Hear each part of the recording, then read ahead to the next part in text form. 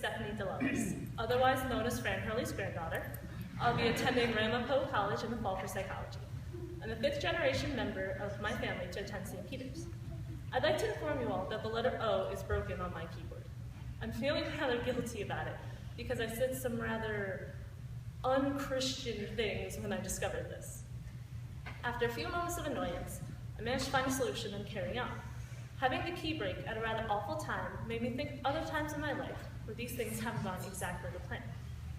I've been a rather religious girl ever since I was a little sheep in the Christmas pageant. I did everything from bell choir to children's choir, ushering, acolyting, reading. You name it, I probably did it. But more importantly, I enjoyed doing it. Well, unless it was one of those readings with the names I still can't pronounce. Anyway, I digress. St. Peter's was like a second home to me, a place filled with friends and family I loved, activities I enjoyed, and really yummy snacks at coffee hour. A personal favorite memory of mine was my first cup of coffee. I took my first sip and was absolutely delighted at how sweet and delicious it was. I ran up to my mom excitedly and said, "Look, Mom, I'm drinking coffee." She glances into my cup and bursts out laughing. When I asked her what was so funny, she replied that I was drinking coffee creamer. Not actual coffee. There was also a little sugar and water in there, but it was good.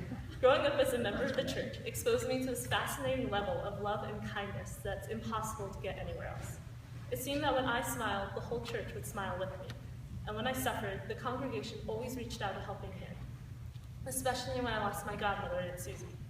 When I lost her, I couldn't even look up at the altar without thinking of her, moving along, prepping the church while wearing an interesting sweater.